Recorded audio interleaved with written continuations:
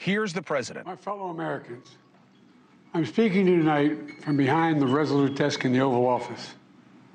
In this sacred space, I'm surrounded by portraits of extraordinary American presidents. Thomas Jefferson wrote the immortal words that guide this nation. George Washington, who showed us presidents are not kings.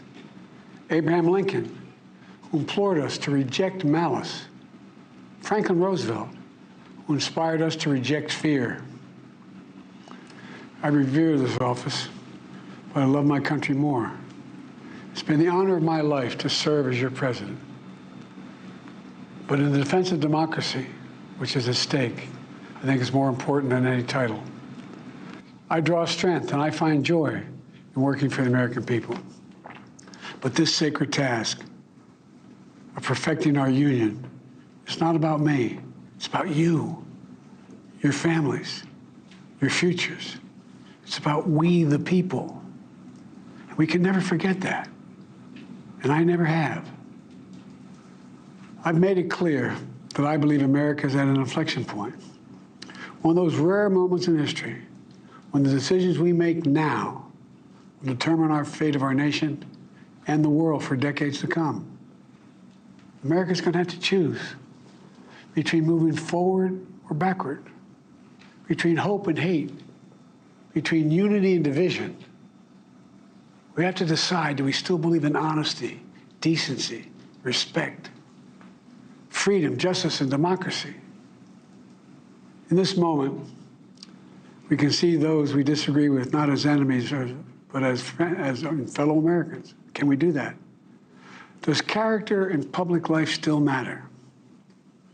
I believe I know the answer to these questions because I know you, the American people.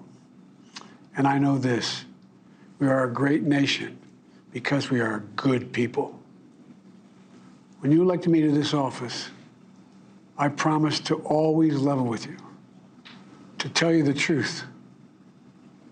And the truth, the sacred cause of this country is larger than any one of us. And those of us who cherish that cause, cherish it so much, a cause of American democracy itself, must unite to protect it. You know, in recent weeks, it's become clear to me that I need to unite my party in this critical endeavor. I believe my record as president, my leadership in the world, my vision for America's future, all merited a second term.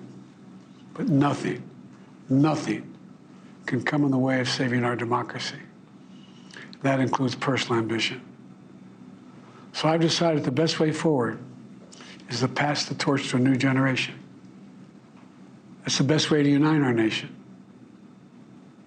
You know, there is a time and a place for long years of experience in public life. There's also a time and a place for new voices, fresh voices, yes, younger voices. And that time and place is now. Over the next 6 months, I'll be focused on doing my job as president. That means I'll continue to lower costs for hardworking families, grow our economy. I'll keep defending our personal freedoms and our civil rights, from the right to vote to the right to choose. I'll keep calling out hate and extremism. Make it clear there is no place in America for political violence or any violence ever, period. I'm going to keep speaking out to protect our kids from gun violence. Our planet from climate crisis is the existential threat. And I will keep fighting for my cancer moonshot so we can end cancer as we know it, because we can do it. I'm going to call for Supreme Court reform because this is critical to our democracy, Supreme Court reform. You know, I will keep working to ensure America remains strong and secure and the leader of the free world.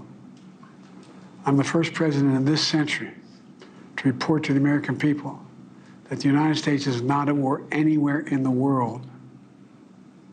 We'll keep rallying a coalition of proud nations to stop Putin from taking over Ukraine and doing more damage.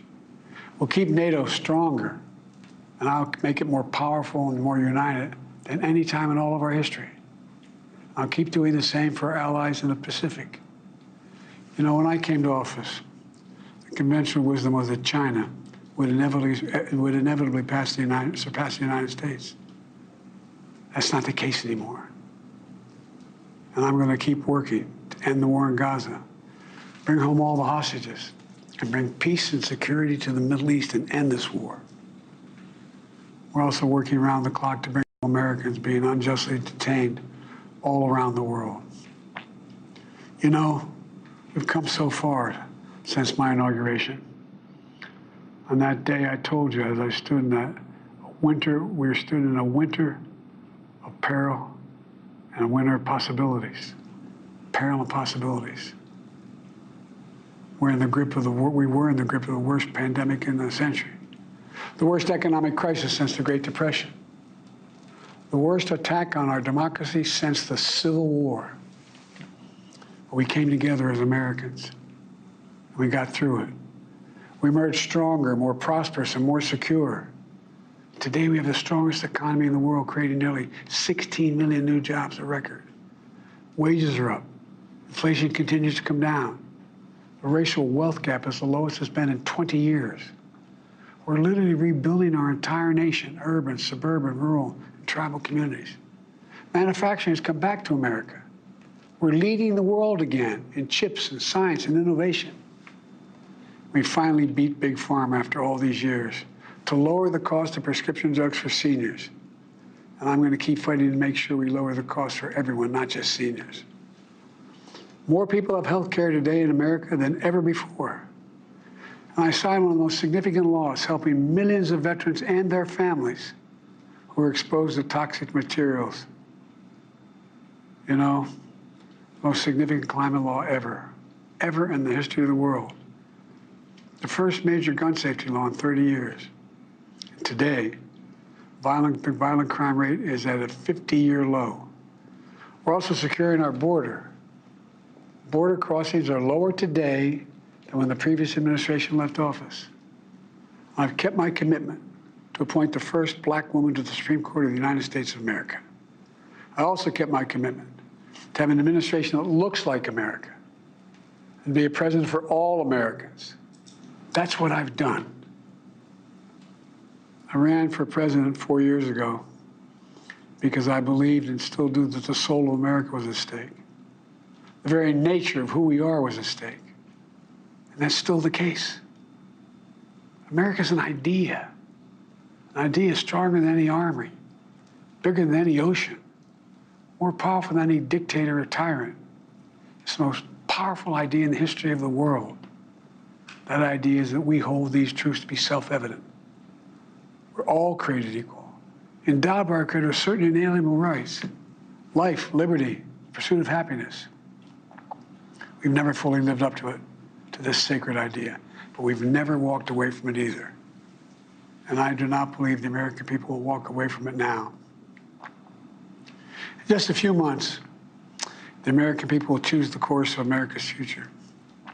I made my choice. I've made my views known. I would like to thank our great Vice President, Kamala Harris. She's experienced, she's tough, she's capable. She's been an incredible partner to me and a leader for our country. Now the choice is up to you, the American people. When you make that choice, remember the words of Benjamin Franklin hanging on my wall here in the Oval Office, alongside the busts of Dr. King and Rosa Parks and Cesar Chavez. When Ben Franklin was asked, as he emerged from the convention going on, whether the founders had given America a monarchy or republic, Franklin's response was, a republic, if you can keep it. A republic, if you can keep it. Whether we keep our republic is now in your hands. My fellow Americans, it's been the privilege of my life to serve this nation for over 50 years.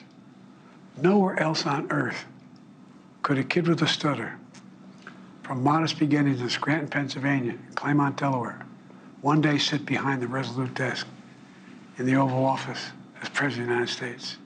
But here I am. That's what's so special about America. We're a nation of promise and possibilities, of dreamers and doers. of ordinary Americans doing extraordinary things. I've given my heart and my soul to our nation, like so many others. I've been blessed a million times in return with the love and support of the American people. I hope you have some idea how grateful I am to all of you. The great thing about America is here, kings and dictators do not rule, the people do.